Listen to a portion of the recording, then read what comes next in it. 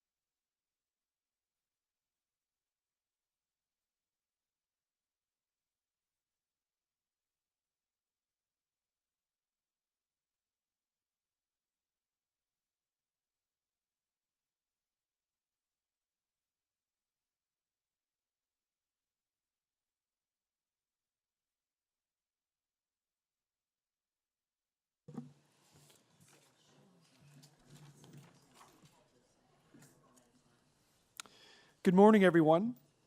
My name is Councillor Stephen Holliday. I'm the chair of the Etobicoke York Community Council. We have quorum. I am now calling meeting 4 to order. Welcome, everyone, and thank you for your patience. We are experiencing some system issues this morning, and our clerk staff and support staff are working quite hard. So if the meeting does slow down at points, I just beg your indulgence. Today's meeting is being held with members of council and city staff participating both by video conference and in person at the Etobicoke Civic Centre in the council chamber. The Etobicoke Civic Centre is open to the public and anyone is welcome to attend the meeting today. The public may continue to participate electronically by video conference. This meeting is also being live streamed online at youtube.com/Toronto City Council Live. We are currently experiencing technical issues and the speakers list is not accessible. I will now read the names of registered speakers. On EY 4.3, we have the name Ray registered. On EY 4.4, we have the names Cindy Barnard, Rhonda Hay, and Denise Hercules. On EY 4.6, we have Anthony Adamo. On EY 4.7, we have Paulo Solomeo, and EY 4.19, Tim Lambrinos. If you're registered to speak at today's meeting, please listen for me to call your name. I will call speakers in the order that they appear on my list. If you still wish to register to speak, please see the clerk at the back of the meeting room or email etcc@toronto.ca. Members' agenda materials can be found at toronto.ca/council. However, we are also experiencing technical issues with the CMP, the clerk's meeting portal.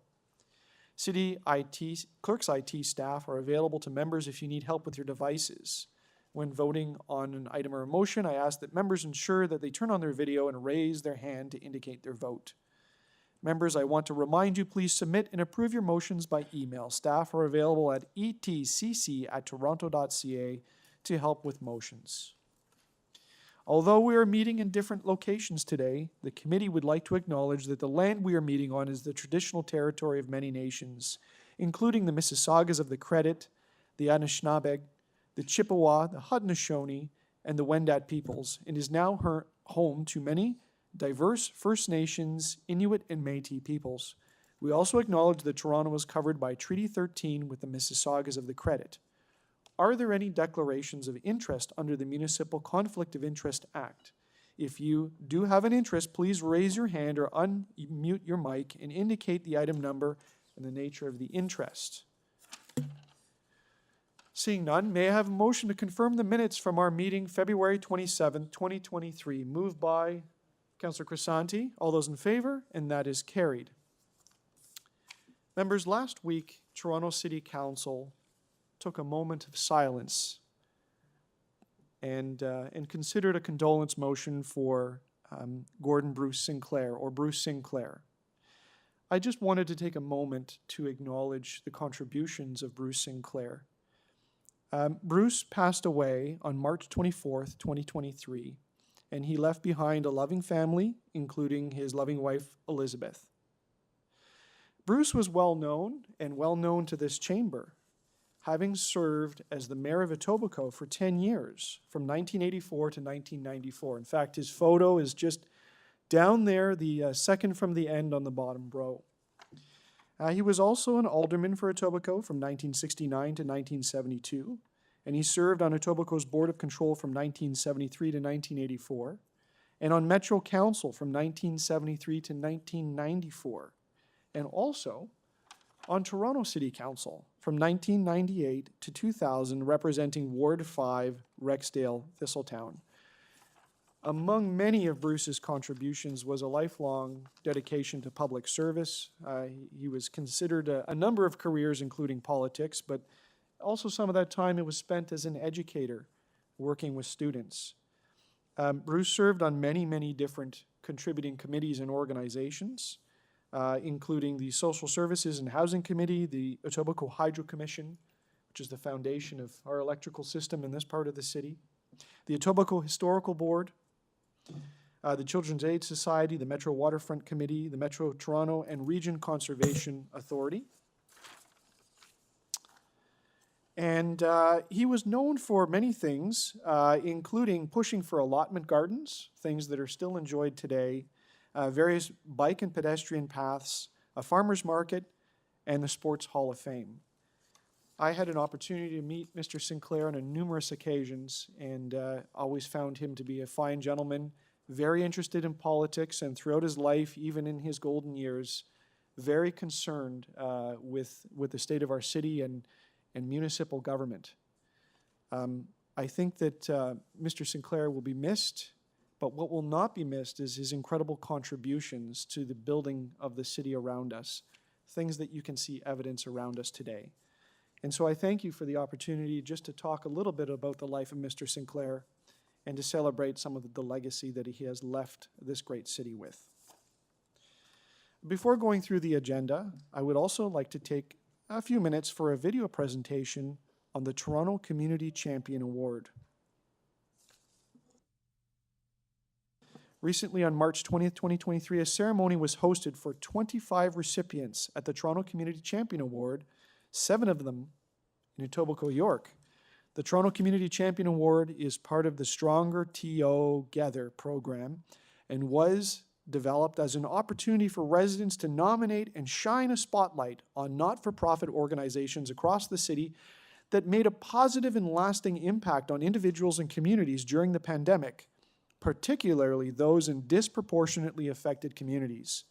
These groups have been the unsung heroes of the pandemic, pivoting and changing their approaches in order to meet the needs of their communities at the grassroots. At the ceremony on March 20th, I was pleased to present the awards for organizations in Etobicoke, York on behalf of the Community Council.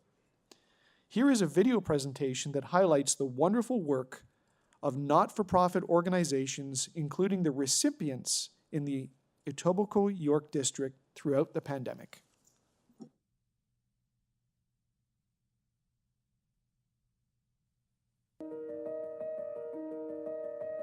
When I think about the pandemic and all that it meant to the residents of Toronto, I think some of the most significant things were the pace at which the situation with COVID-19 was evolving. Certainly in the early days, the situation would evolve even faster than day by day. We were seeing changes hour to hour, and I think the biggest challenge for our residents was having to keep pace with all of the changes, be it closures or new restrictions or new provisions and new instructions from the province, from the federal government, and from the city. And our residents did a magnificent job of keeping up with all of that under the most extraordinary circumstances.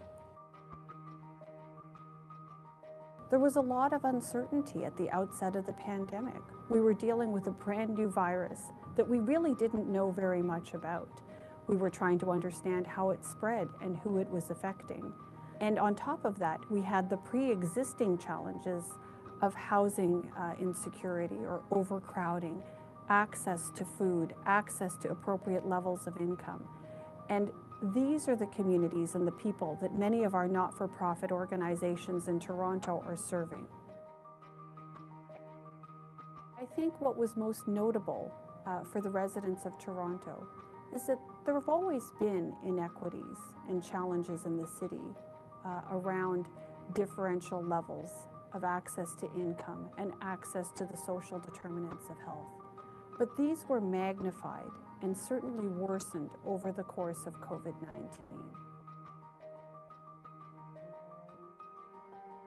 Well, this pandemic touched everybody in very different ways. For some, it meant a loss of a job. For others, it meant that they were very concerned about their own personal health. For others, it meant caring for loved ones.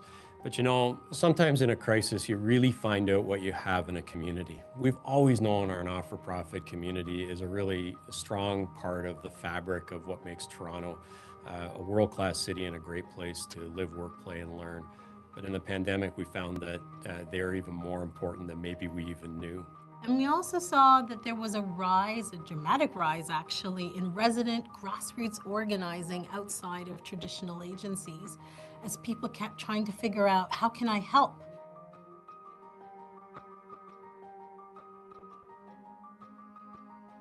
I'll never forget watching this amazing, dedicated, selfless group of people come together to literally to save lives and to make a difference in the lives of people they may have never met and they may never meet again. And to me, it represented everything that Toronto is.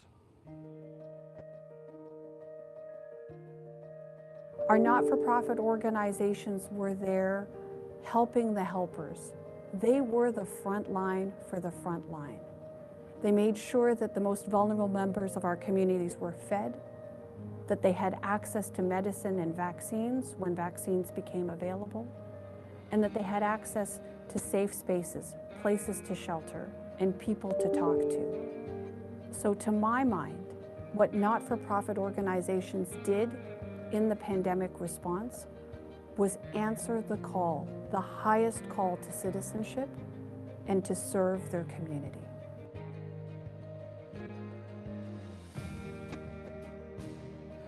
I will never stop being appreciative of the not-for-profits and the community organizations throughout the COVID pandemic. And I think the biggest challenges that they faced was dealing with all of this changing environment and having to immediately pivot and transform their service delivery models against this myriad of challenges and changes. And that was everything from physical restrictions, many of them having to move from business models that were designed to have people come to them and have to reverse that, where they were having to go to people.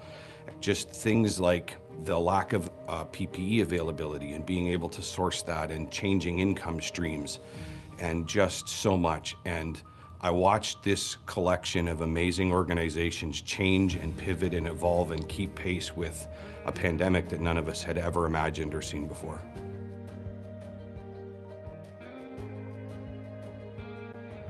The Toronto Community Champion Award properly acknowledges and recognizes and celebrates these heroes in our midst. Heroes who are our not-for-profit organizations throughout the city of Toronto. They stepped up in a remarkable way over the course of the pandemic. They demonstrated the ultimate in selflessness and the ultimate, in my mind, in citizenship. And I think that this is something that is truly worthy of celebration.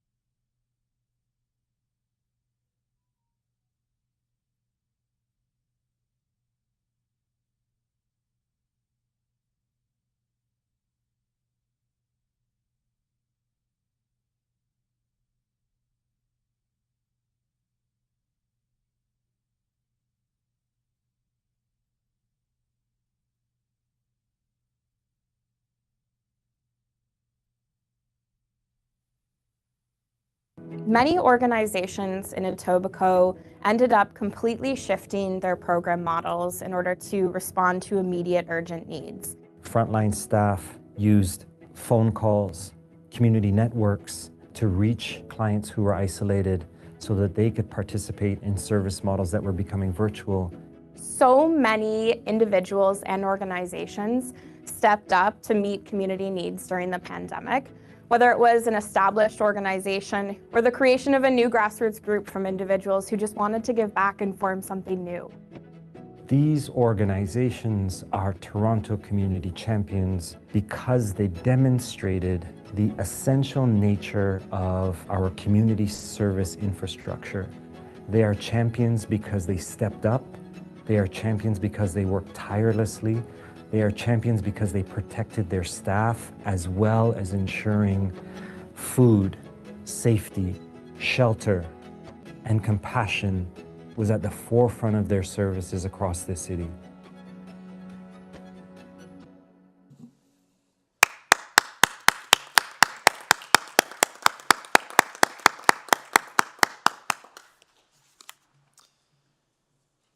So some of the organizations are here today to celebrate with us, and I'm just going to take a moment to read through a few of them and give some description to folks that are listening. So the award recipients from Etobicoke Centre include Amadeus for continuing to deliver adapted programs and services throughout the pandemic to incarcerated individuals and for providing food support, clothing, laptops, and other essential supplies to facilitate re-entry to the community of young people who were released during the pandemic. And in attendance, we have Joyce Hua, Manager of Operations. Joyce, if you could stand up, that'd be great.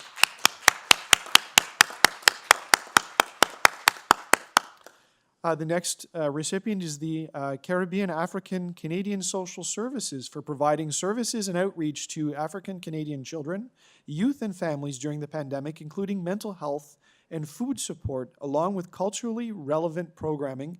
And in attendance, we have Floydine Charles Fridal, the Executive Director.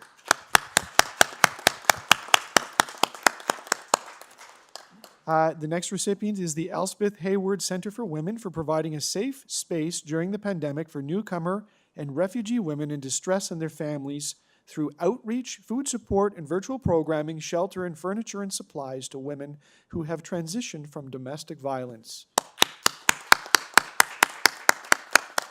The next we have the Jane Alliance Neighborhood Services for providing outreach, mental health support, food and food delivery programs, crisis management, and virtual programming to newcomers, seniors, youth, and women in the Mount Dennis and nearby communities.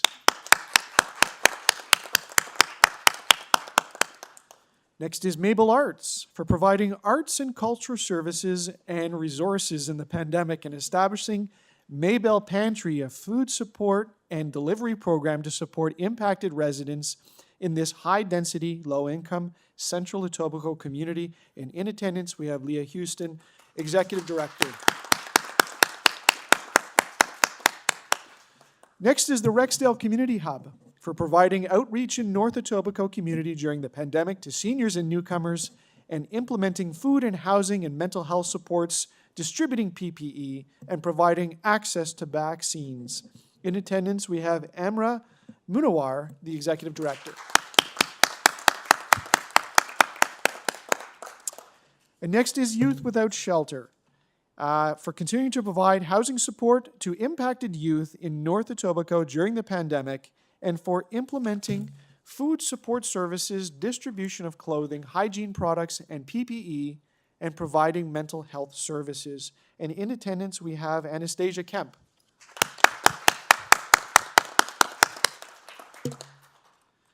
So I will do maybe a group photo together if that's okay. I think that would be great if the representatives could come up. And once again, as we're coming up, I just want to offer a sincere congratulations for people that truly made a difference in our city during the most difficult times. So thank you.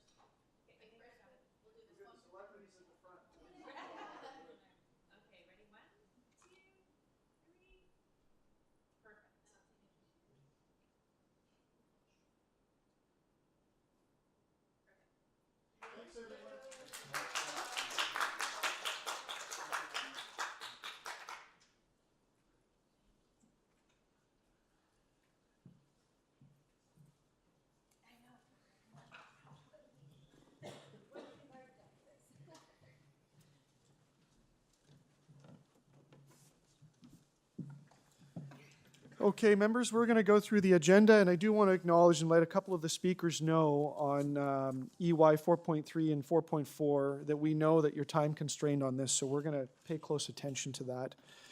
The first item is EY 4.1, 1736 to 1746, Weston Road, Zoning Bylaw Amendment Application Appeal Report. Councillor Nunziata. Yes, I'll move the staff recommendation. Councillor Nunziata moves the staff recommendations. All those in favor? Any opposed? And that item is carried. EY 4.2, 4174 Dundas Street West, Official Plan Amendment and Zoning Bylaw Amendment Applications Appeal Report.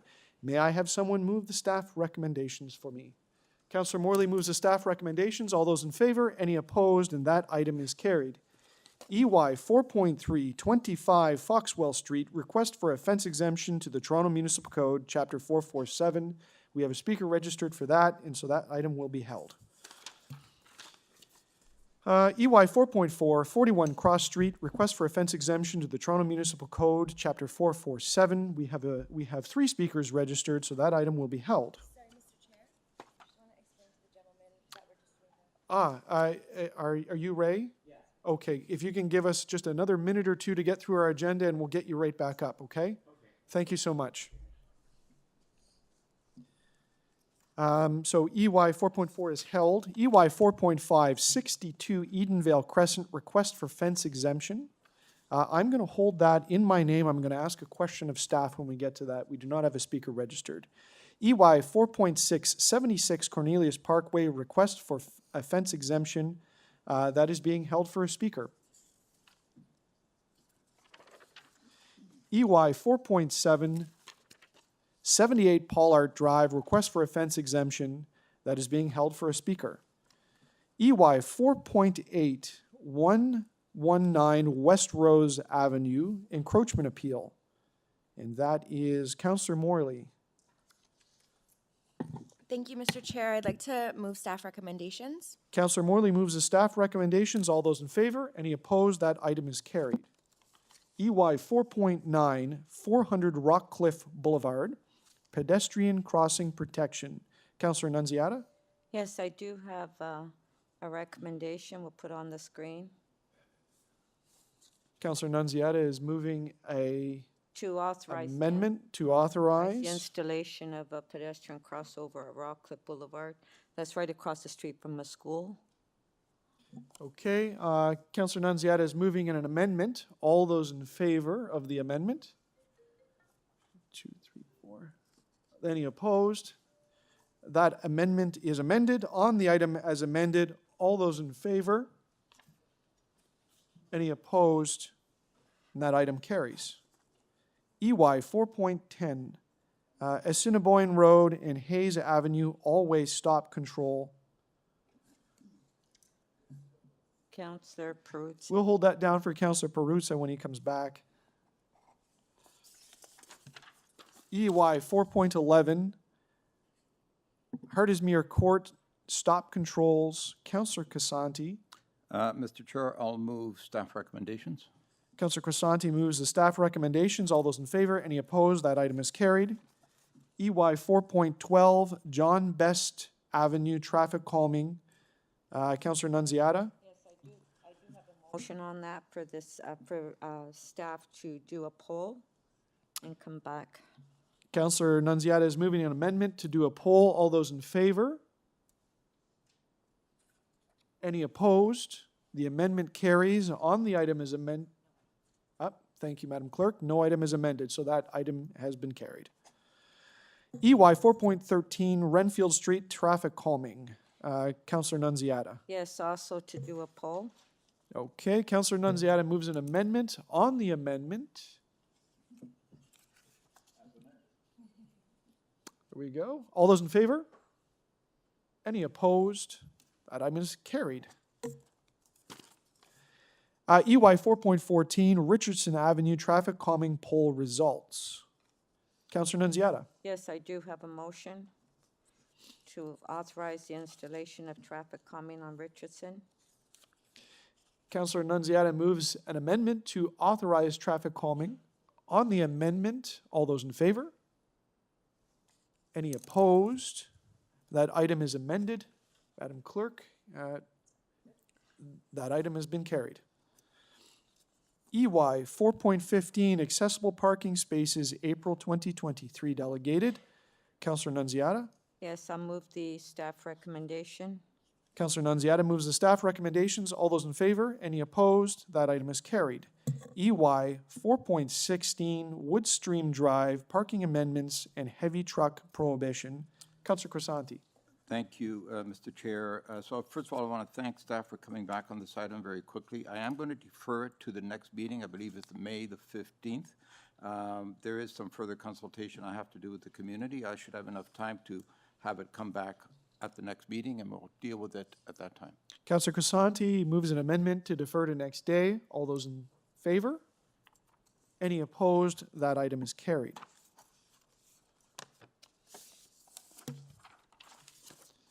EY 4.17, Thomas Fisher Drive, Edward Horton Crescent, and Augustus Terrace, heavy truck prohibition. Councillor Morley. Thank you, Mr. Chair. We've heard significantly from residents on this issue, and we are supportive of staff recommendations. I'd like to move those, please. Councillor Morley moves the staff recommendations. All those in favor? Any opposed? And that item carries. EY 4.18, Gulfstream Road, parking amendments. Councillor Perruzza, we will hold that down for the councillor. EY 4.19, appointments to Business Improvement Area Boards of Management. That will be held for a speaker. Pardon me, 2 speakers. And Madam Clerk, perhaps we'll wait on these additionals for the councillor. Okay, very good. Okay, so we are back up to the top, which is EY 4.3, as we've dealt with items 1 and 2. That is 25 Foxwell Street, request for offense exemption to the Toronto Municipal Code, Chapter 447. Our speaker is Ray Ferrugia. Thank you, Ray, for your patience. Welcome to the Etobicoke York Community Council. You have 5 minutes to speak to council. Please begin when you're ready.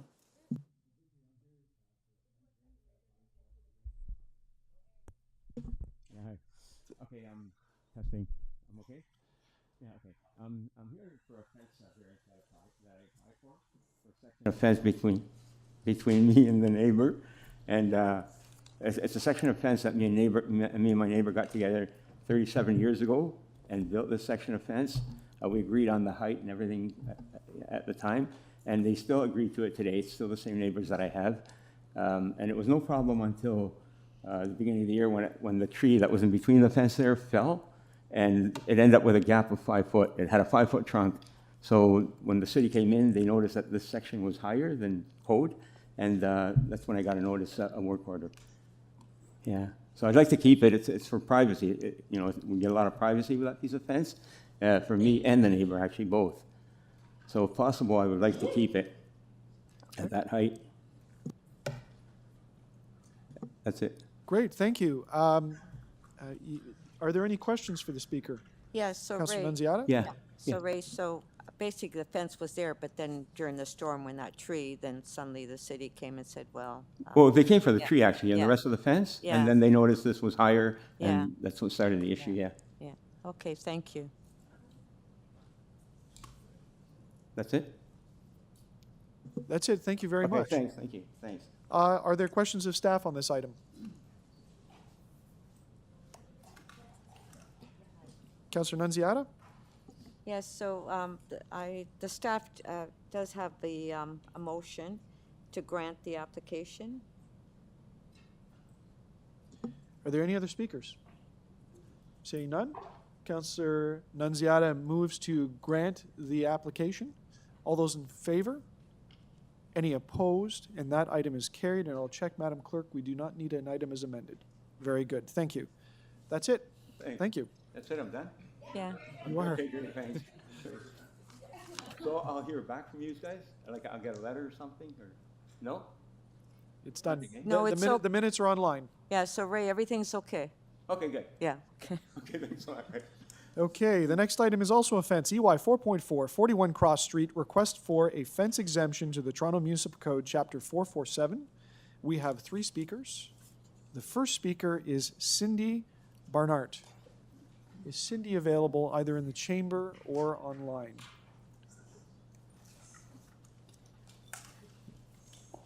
Oops, sorry. No problem.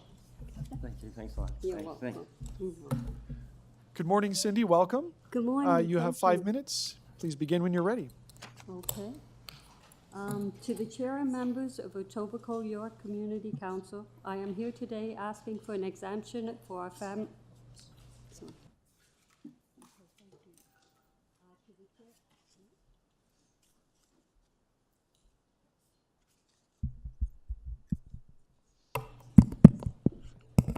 Thank you.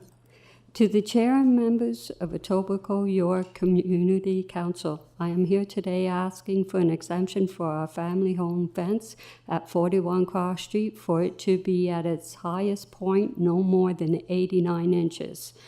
As not tasked to take up a lot of your time, I have handed out for the chairs and members of Etobicoke York Community Council a more in-depth explanation of what I'm about to discuss. Included in this handout is proof of ownership of our fence on our property as by the signed survey. A higher fence is needed for security and privacy. Our neighbors on the left side, when facing the house, has a huge pool. Am I able to show pictures? Oh, okay, perfect. Yep, they've been distributed. They're in our hands. Thank you. Okay.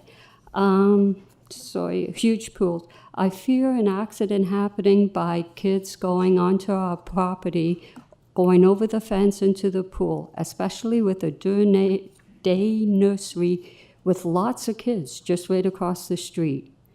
My family has had problems with guys walking into our backyard where my sister's bedroom window is. A higher fence would detour this. And Floyd can contest to this because he was kind enough to escort some gentlemen off our property. My family also had people approaching the back door and then just walking away. A higher fence and the gate should stop this. Bottles were thrown over our fence, being smashed by my family's back entrance. Hopefully a higher fence would deter this. Privacy for both my family and the neighbors. When my family want to use the backyard or when I am there, a higher fence would deter neighbors from watching our every move. as the same for them when they have parties in their backyard. So the privacy goes both ways. It would also deter anyone of thinking of robbing our family house. There's a lot of crime and killing in the area you hear on the news. I asked and had all 3 neighbors agree to a higher fence before I called and hired the fence contractor. The neighbor in the back and to the left at the side of the house when looking at our house both signed a paper agreeing for our fence exemption to be a height of 8 feet. The neighbor to the right had agreed verbally. I do have this in an audio conversation. He came onto our property as my phone recorder was on, and I was about to record some notes I wanted to point out to the fence contractor. He started talking to me about the fence, and I forgot my phone was recording. I am now asking for our family fence to be at its highest point no more than 89 inches, which is lower than what the neighbors agreed with. Also, I am really asking if it is at all possible, and it would be so appreciated if you, the chair and members of Etobicoke York Community Council, could let the neighbors of 41 Cross Street know they are not allowed to nail paint at anything to or on or against our side of what our fence owns, the right and left side, including growing anything up the fence, adding lights to our fence. I am hoping this will end the fence feud with the neighbors allowing everyone to move forward. In the pictures I have shown with the security, we've added that extra board because it's actually has where a hook can also go up as well as down in the ground. So that is for security reason, it's not for show. That shows is roughly a little less than 86 inches. The top of the brown thing, I don't know what you call them, is roughly 2. So if you take the 86 and the roughly 2, is why I'm saying it's under the 89. It is for security, but what I did is our fence right now is under the 6 foot, which is to code. I did put the posts in higher. Can I ask you to wrap up because you've Yep, reached okay. the time limit? That's everything. I've given you everything that I have. Thank you. Are there, don't go away, are there any, Sure. are there any questions of the speaker? I only have one myself. Quickly, what's your address? 40, my address? Yes, Not my family's. your address. I live at 82 Prue Avenue. Okay, thank you very much. You're welcome.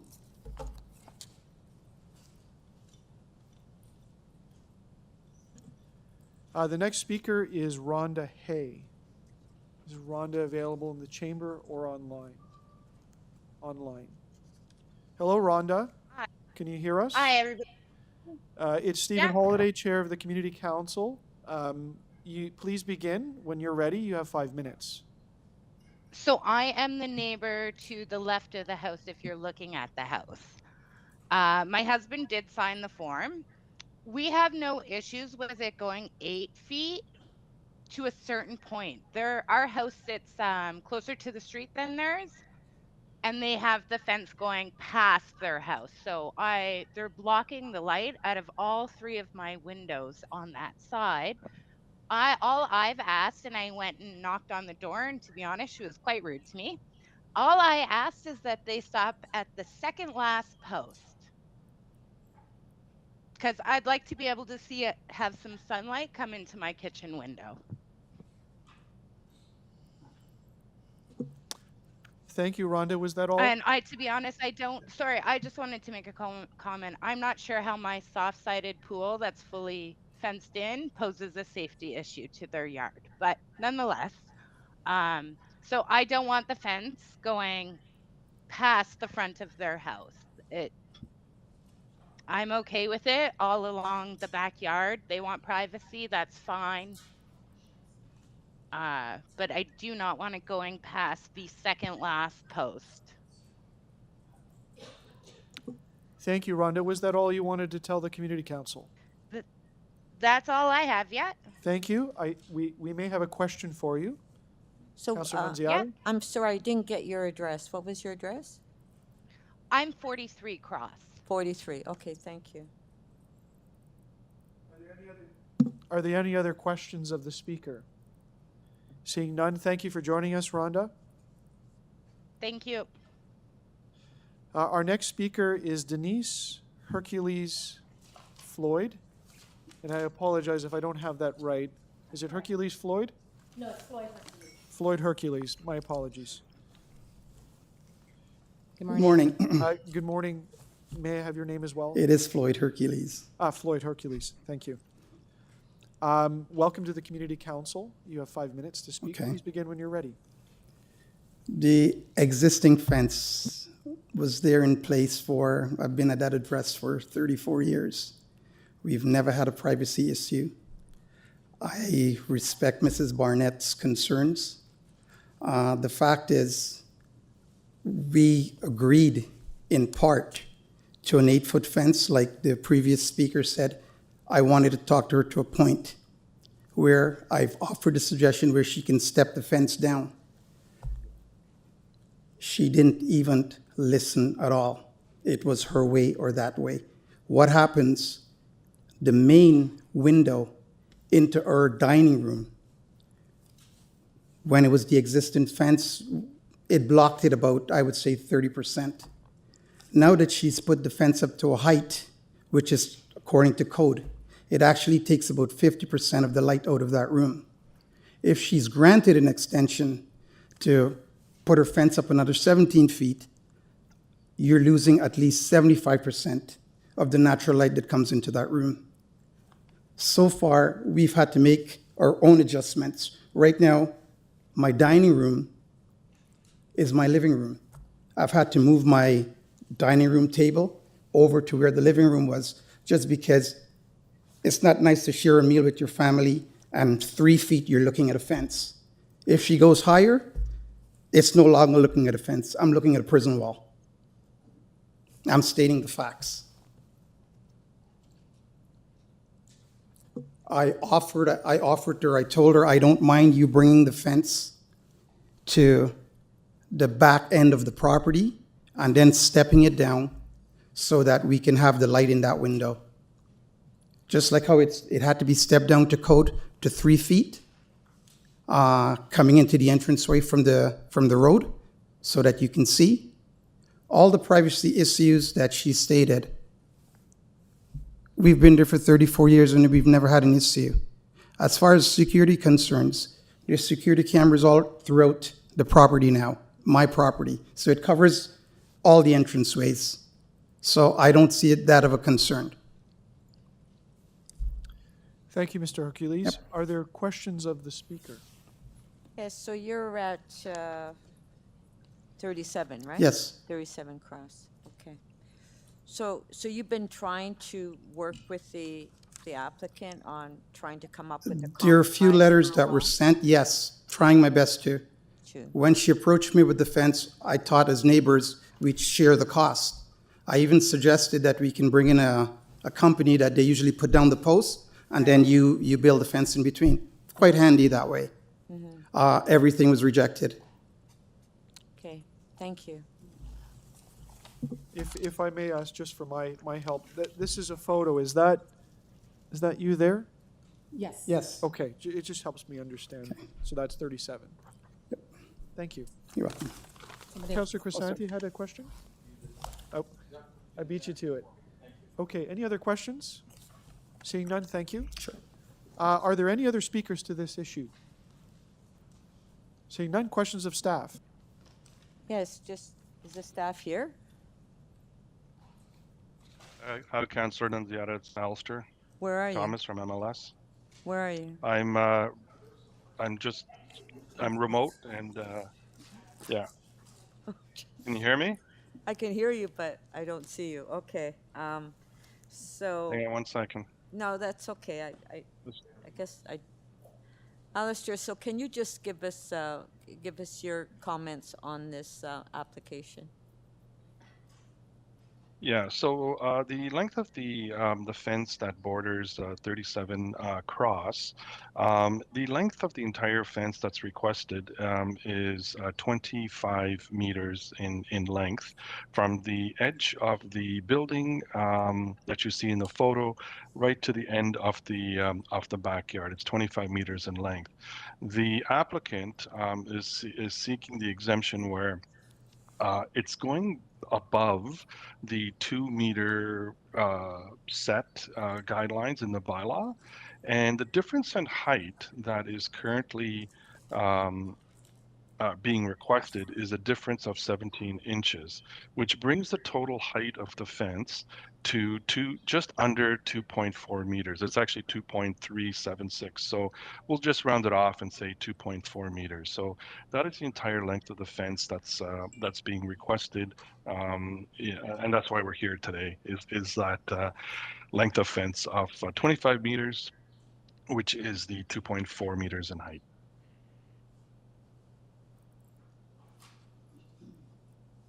Okay, and oh, okay. Oh, it's working now. Sorry. Oh, there you are. Yeah, Alistair. Yeah, it's working now. Sorry, I don't know why it was so delayed. So you heard the neighbor from number 37, Hercules. So on what they were trying to come up with a compromise, which would help them on as far as looking out their window. So what are your comments on that? Well, the height of the fence, there's going to be lattice from my understanding. The difference between the top rail of the fence and the post, that 17 inches is going to be used for lattice. So if you do include the 17 inches, it is much higher.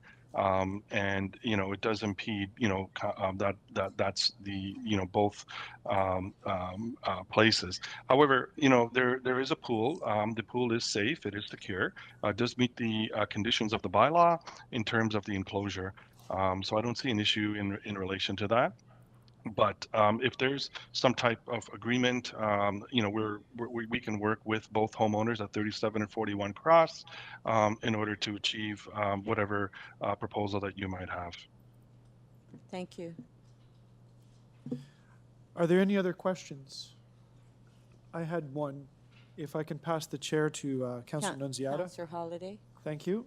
Mr. Thomas, can you just tell me, it looks like the fence is that typical board construction, then there's the top rail, and then the posts project up, and then there's a space for lattice. At what height is the top rail? So the top rail is 2 meters in height, just slightly under, but we'll just round it off to the 2 meters. And the difference between the top rail and the top of those exposed posts that I had included in my report is 17 inches. So the entire height of the fence is 2.4 meters. Okay, so and it's all board on board throughout, and it's well-maintained construction. So the subject of today is the lattice component, which is above the top rail. That is correct. Okay, and is it generally uniform all around the property? It doesn't change in height, except the front of the house. We got those pictures, but the top rail of the board on board is generally around 2 meters around the property. That is correct. Okay, thank you. That's very helpful. To speak, Councillor Nunziata. Yes, so I have a motion put on the screen to refuse the application, and that I'm encouraging the two homeowners to maybe work together and come up with some sort of compromise. I mean, that's not part of my motion, but I guess maybe I should add that on, to maybe try to work together, and maybe, do you think I can add that on? Okay.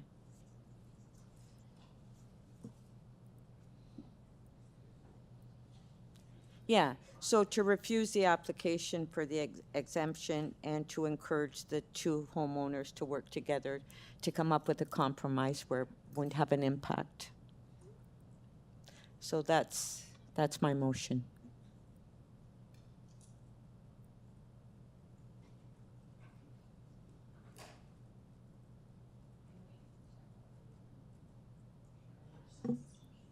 Okay, so we're just gonna just pause for a sec.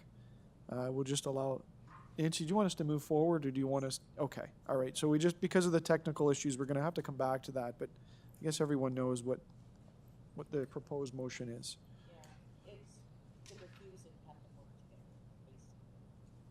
Okay, we do have two additional items from Councillor Perruzza. Maybe now's an opportunity to introduce those items onto the agenda. So 2 items on the agenda. Introduction, Councillor Perruzza, we'll get the numbers to them in just a sec. All those in favor? Any opposed? That is carried, and I think I've got one coming as well.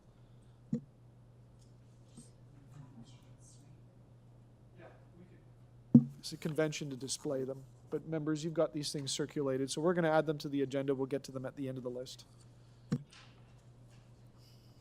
Okay, Madam Clerk, is it okay if I go on to the next one, which is 4.5, to give you a chance to adjust that? Great.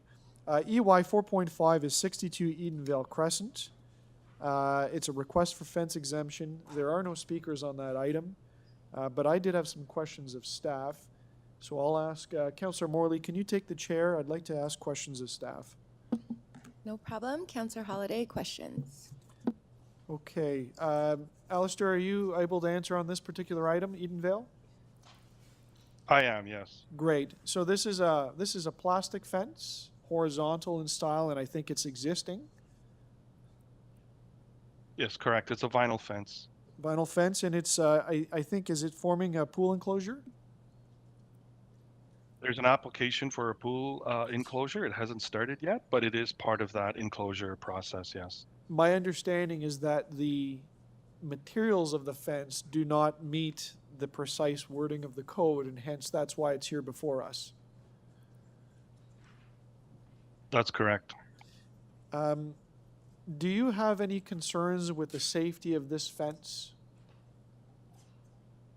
Is it climbable? No, there's no safety issue. We inspected it. It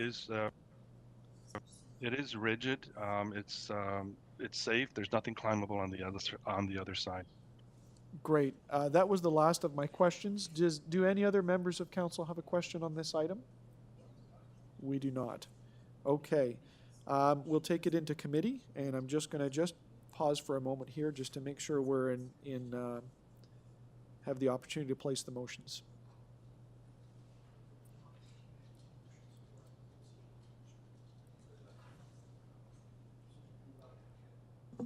All right, I'm going to approve the fence exemption to grant, and there's an additional motion that I've added, which is a condition of approval that EYCC require that the property owner periodically inspect the fence and maintain it in good repair, in a stable, upright, and integral condition, and that it be free from broken or stretched parts or loose elements which may be easily removed or would facilitate climbing. And I hope you'll support that, members. I added the second condition, and just because it's a vinyl, a plastic fence, it behaves a little differently than wood, and I would like it to be this committee's expectation that there be diligence conducted by the homeowner to make sure that it remains in good repair. And otherwise, as Councillor Crescent quietly mentioned, it is a very attractive fence, and I wish the homeowner luck with it. Thank you. So on the amendment, all those in favor? Any opposed? And on the item as amended, up. So it is a grant. So that's it. It is done. Thank you. EY 4.5, 62 Edenvale Crescent. So just going back to my item, the clerk has advised me that I would have to leave the motion the way I had it, and then hopefully, because otherwise it contradicts each other. So I'll just move the original motion that I had. Okay, Councillor Nunziata. So we're just going to do this in order. EY 4.4, which is 41 Cross Street, request for fence exemption to the Toronto Municipal Code, Chapter 447.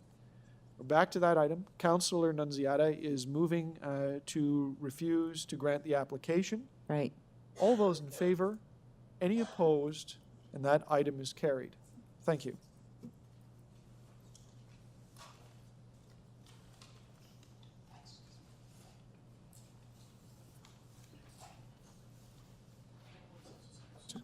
Okay, so we are at EY 4.6, 76 Cornelius Parkway, request for fence exemption. We do have a registered speaker. That is Anthony Adamo. Is Anthony in the chamber or, okay, great. Mr. Adamo, welcome to the Etobicoke York Good morning, Community Council. You've got 5 minutes to speak. Please begin when you're ready. Yes, we've made the fence exemption, and we're asking for that due to the, I've done everything possible with the bylaws. They've requested things, I've done them. We've gone for the safety of the fence is there. It's more important for us, not only for the safety, but also for the privacy of my children in the backyard of the pool, and also aesthetics of it. I think I've done everything that they've asked me to, and that's why we're requesting the exemption. Okay, any questions of the speaker from the committee? Councillor Morley? Thank you, Mr. Chair, through you. Can you give us a little bit more details? What's the difference between your existing height and the allowed height? The height is, I believe, is 4 centimeters higher. Okay. It was just due to the cement, it couldn't go lower, and that was the standard size. Okay, so just 4 centimeters above the regulation. Yeah. Thank you. The issue was the material of aluminum. Okay, thank you. Okay, any other questions of the speaker? Seeing none, we'll take, thank you for joining Thank you. us. Questions of staff? Seeing none, we'll take it into committee. Councillor Nunziata? Yeah, I can't believe I have so many fences. So I have a motion to grant the application. Councillor Nunziata moves to grant the application. All those in favor? Any opposed? And that item is carried.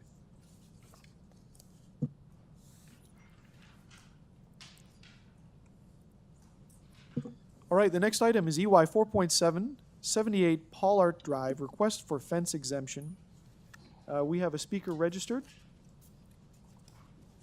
It's online. Great. Paulo Salomeo. Paulo, can you hear us? It's Stephen Holiday from the Etobicoke York Community Council. Good morning. Welcome. You have 5 minutes to speak. Please begin when you're ready. Thank you, Councillor. And good morning, everyone. This application is regarding the material that we are using. Yes? I'm sorry, ma'am. Was there a question? Nope, nothing. Oh, Please go sorry. ahead. This application is regarding the use of aluminum and composite fencing as a pool enclosure. So we had an inspection that found that these materials are not in compliance with the municipal code. My understanding is that the materials outlined in the code are metal and wood. Now, I understand that the code is also from 1997, when composite fencing was still not widely used for fencing. We have actually spoken to all of our neighbors who have submitted a letter of support for this request. And so we believe that the materials provided will enable greater safety for kids and pets, right? In the terms of composite, the fences are actually stronger and sturdier than wood. It does not rot over time, and the installation does not present any risk of nails or shards. And regarding aluminum, it is a metal, and therefore it should fall under the code, but it also doesn't rust with weather and salt, and we actually put a saltwater pool in. We also made sure that we had a T profile to the posts for added rigidity and strength. So the request is that you please consider allowing us to use these materials to support or in the pool enclosure. Thank you very much. Are there any questions of the speaker? Seeing none, thank you for joining us. I will take this into committee. Are there questions of staff? No questions of staff. Councillor Morley to speak. Thank you, Mr. Chair. I would like to move the second of staff recommendations to grant the application for fence exemption in this case As we've heard today, there have been a couple other examples throughout Etobicoke where updated materials are being utilized, and it sounds to me there might be an opportunity for us to look back to the bylaw to make sure that it is in line with the modern world. But I do appreciate Paulo for joining here today, and we will be going ahead and looking to grant the exemption for your fence there at 78 Paulart Drive. Just a question to clerks, do we need that on the screen? Or just, is that fine if I go ahead and verbally move, recommendation number 2 to grant the exemption? Councillor Morley moves to grant the recommendation. All those in favor? Any opposed? That item is carried. Okay. Before we move on, I'm going to ask that the Community Council also consider an addition as well. You can circulate it around, but it is a report request for concerning sod damage. All those in favor of adding the item to the agenda? Any opposed? And that is carried. Okay, we'll get on to the next item. EY 4.10, which we will continue to hold.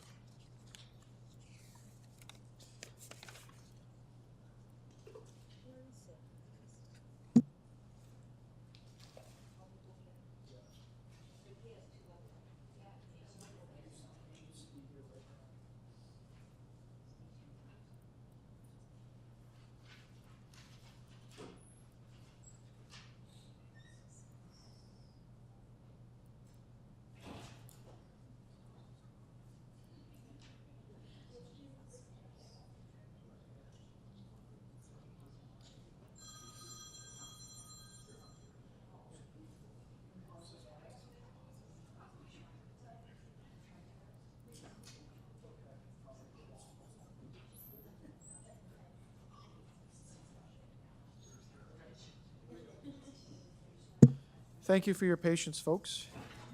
We're just a little restricted with the IT systems right now. Okay, we're going to get back to EY 4.10, which is Assiniboine Road and Haynes Avenue, always stop control. Mr. Chair, happy to move that. Happy to move staff recs. Councillor Perutz moves the staff recommendations. All those in favor? Any opposed? That item is carried. Don't go away, Councillor. No. EY 4.18, which is Gulfstream Road parking amendments. Councillor Perutz. Happy to move the staff report as well. Councillor Perutz moves the staff recommendations. All those in favor? Any opposed? That is carried. EY 4.19, appointments to business improvement areas boards of management. We have 2 speakers on this item. The first speaker is Donald Banton. Is Donald in the chamber? Great. Welcome to the Etobicoke York Community Council, Mr. Banton. You have 5 minutes. Please begin when you're ready. Okay, thank you, Mr. Chair and committee. Thank you for the opportunity. I first want to say thank you as we, myself and 6 other have been nominated to the Eglinton Hill BIA along with other nominees.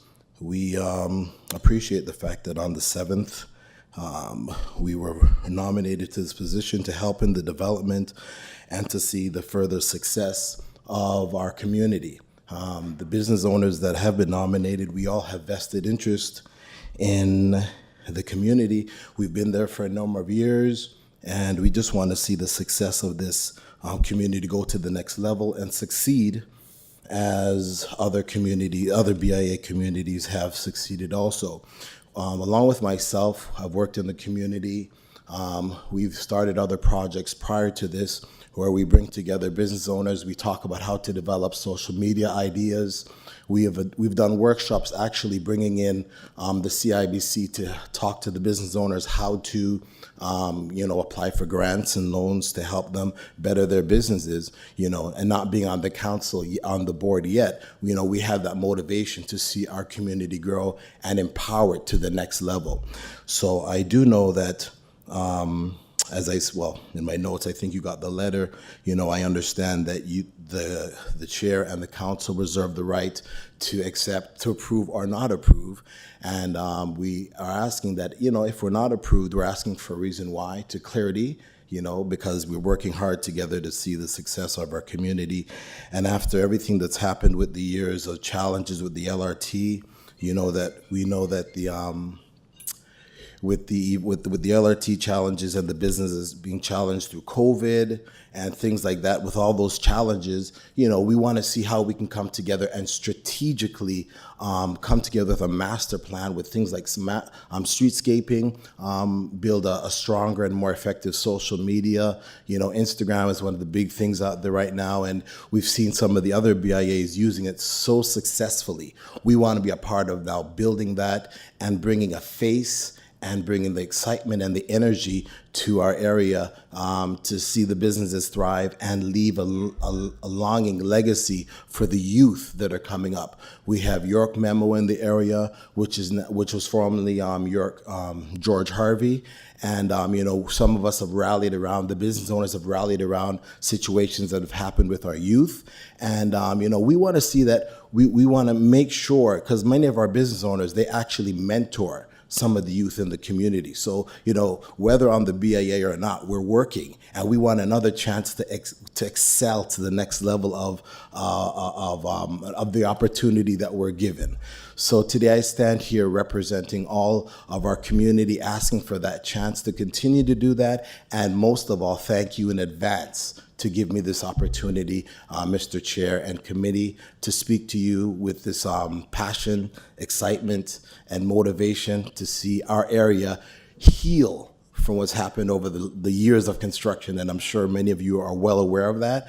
We just want to heal from that and, make the best of it. Thank you, and we appreciate you. Thank you, Mr. Benton. Are there any questions of the speaker? Seeing none, thank you for joining us today. Our next speaker is Tim Lambrinos.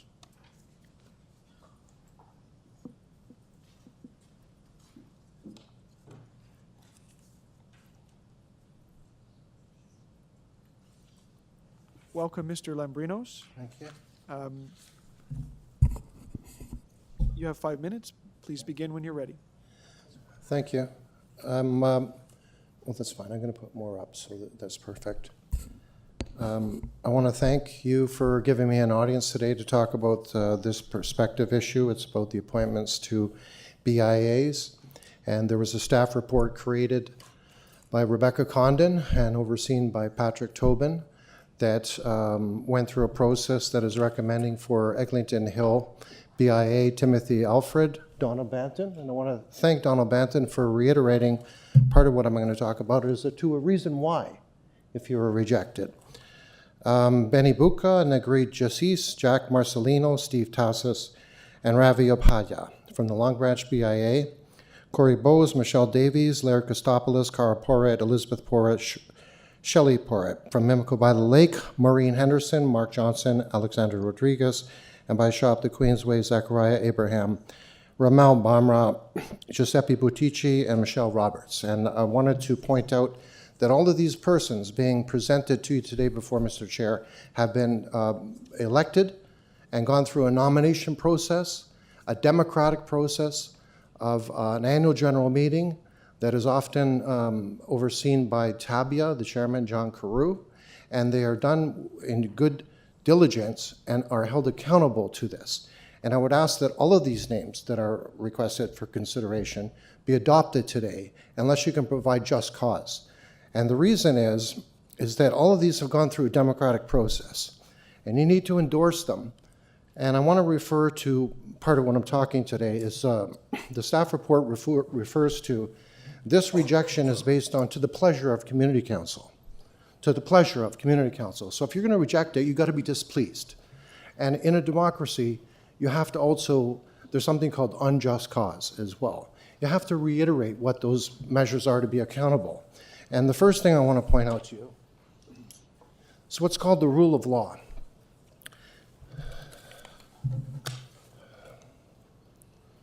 Is it on the screen? Oh, it's on the screen, okay. The rule of law states specifically that no one is above the democratic system. No one is above the law. It cannot be stated that it is because the councillor says it is. That's just not the case. We know that. There's accountability involved. There's a respect. There's all of these things that they talk about. That's the first thing. The second thing is called the Canadian Charter of Rights and Freedoms, and I hold it here proudly before you today to reiterate in Section 15, there's something that oversees these actions too. It's not just to interpret the word what pleasure is, it's talk about discrimination that's protected in the Charter. And of course it refers to race and gender and things like that, but it actually refers to the unfair treatment of people. And if there's a rejection in this case, that would apply. So all I'm asking today, and I don't know if Patrick Tobins is here, or Rebecca Condon, or if the committee would either direct, I'm sure they can make technical amendments, so that that phrase that says to the pleasure of community council include, and when I mean staff, I mean Patrick Tobin or Paul Johnson. I do not mean Jonathan Batty. And if they can review that and make a technical amendment so that it would avoid the potential of unjust procedures. Because essentially, in ensuring you have accountability, people have the right to face their accuser in our society. And without a notice of motion, that I believe is a solution, you know what I'm talking about, Mr. Chair, notice of motion, there's whereas, there's not whereas, therefore be it resolved that. If there was a notice of motion to reject any of these names or delete it as it put, it would be prudent. So I ask you to ask staff to have a look at that. I want to finish by saying that, Mr. Chairman, you come from a very decent and respectable family. And I say that with great humility. And my father brought me up with the phrase of the belief in the golden rule. And that is, do unto others to be done unto thyself. And what that means is treat other people the way that you'd like to be treated. So that's my request today. Thank you. Are there any questions of the speaker? Seeing none, thank you for joining us. Thanks. Questions of staff on the item? Seeing none, may I have one of the councillors, to speak on the item? Sure, okay, and then, okay, well, I'm going to speak on behalf of the Eglinton Hill BIA, and just want to thank Donald Banton for being here, making a presentation, and as you mentioned, we just had our AGM a couple weeks ago, and new members were appointed, and I know there's a lot we need to do in the Eglinton and Keele area with the transit, the Metrolinks, and all the new developments that's happening in the area. So thank you for being here, and I'll move the recommendation. Any other speakers to this? Councillor Nunziata moves the recommendations. All those in favor? Any opposed? That item carries. We have 3 additional items. Forgive me, I don't have the numbers before me. The first is a letter from Councillor Perruzza dated April 3rd concerning westbound left turn signal at Shepherd Avenue West and Abraham Welsh Road. Can you help me with the number, Nancy?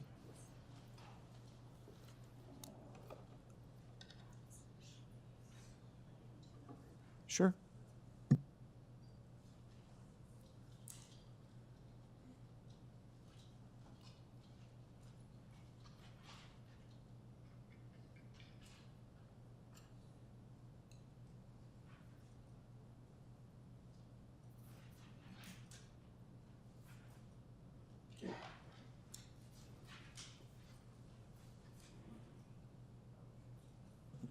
All right, thank you, Madam Clerk.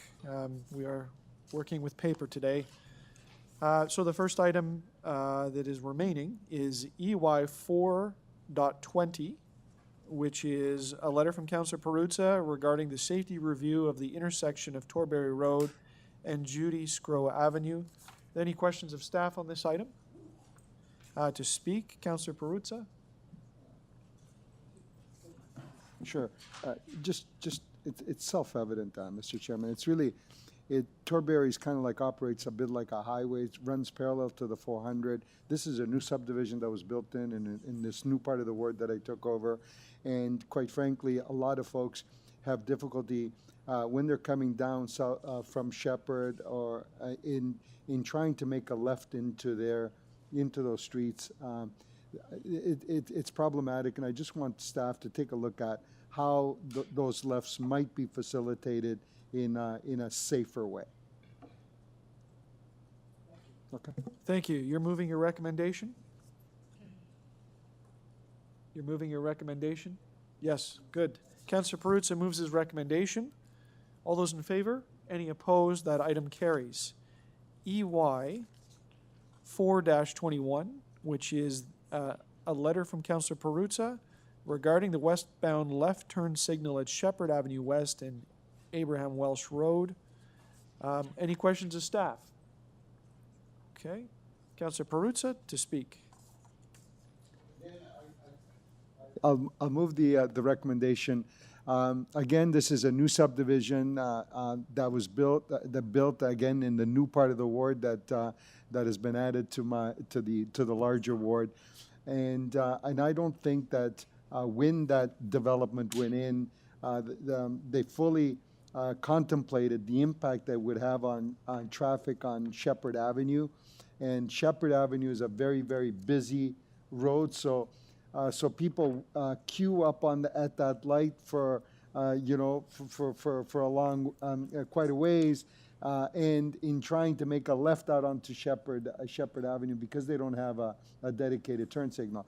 I understand staff's trepidation in terms of adding a 15-second turn signal, which means that now you back up traffic on Shepherd Avenue. But Mr. Chair, this is part of the problem when new developments come in and you don't fully understand or see the impact of those developments on the road grid and on the road network, and you don't get the requisite changes or lands that you might need in order to better facilitate those traffic flows, and now we have a situation there where people have a right to be able to get out of their subdivision in the morning and get to work and drive their kids to schools and go visit Councillor Vince Crescent up in far Etobicoke, so wherever they got to go. So that's what that motion seeks to do. Staff is working on it, but I just want to make sure that it stays on track. Thank you, Councillor Perruzza. Move those recommendations. Anyone else to speak? All those in favor on Councillor Perruzza's recommendation? Any opposed? And that item carries. The last one is EY 4.22. I will pass the chair to Councillor Morley. And questions of staff? No. And anyone to speak? Councillor Holyday. Thank you. Members, before you is just a letter to the committee requesting a report. It's on snowplow damage to sod along sidewalks. I am certain that this has affected everyone at this table significantly this year. I had a quick look this morning. I saw there was well over 400 requests in the district. And so I'm sure like me, you've received a lot of calls from members of the public about, what happened, why did this happen, what's the plan, and very specifically what can be expected. And in conversation with the Toronto Public Service staff and transportation, they did say, look, this has been a unique year where the ground has been very, very soft because of the weather, and as a result, there's been a lot of damage. So I think it would be helpful for this committee to get an update as to what is happening and what may be expected of the city, may be expected of the plow contractors, and of course what might be expected of the residents in trying to deal with this over the next few months. And just having a report back to us would help facilitate communication on this matter, because I know it does matter to a lot of people, and if you go out in the neighborhood, you will know that it is very extensive this year, and those 400 service requests are probably a fraction of what's out there. So I felt that would be helpful, and I hope that a brief report is not too onerous for the staff, who also need to be out there making sure that the sod gets fixed. So with that, I hope you'll support my motion. Councillor Nunziata to speak. Yeah, I do support this motion, and I agree as well. In my ward, there are a number of requests that came in for damage.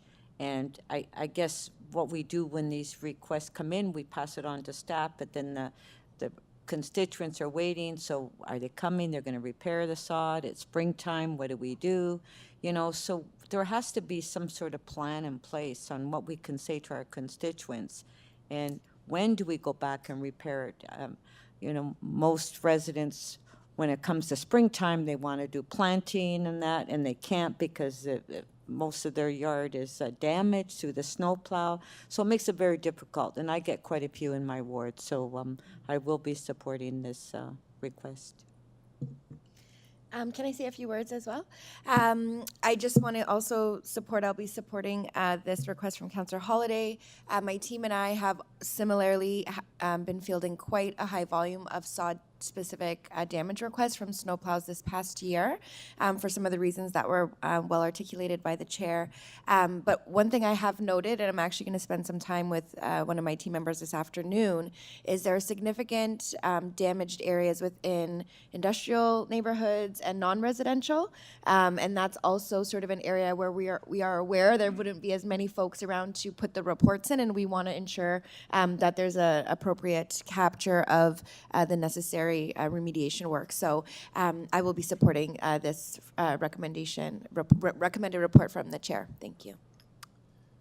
And then on the item, should we vote? Any other speakers on this one? No. Awesome. Okay. On the item, all in favor? Carried. And I will turn it back over to the chair. Thank you. I believe that's our last item of business, Madam Clerk. And the bills are coming.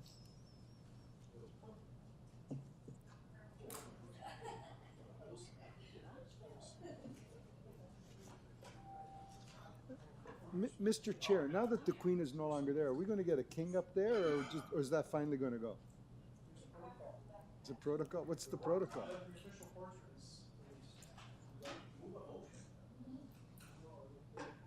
To take down the Queen? She can end up in like somebody's office. That would make like a nice portrait in somebody's back wall or something, right?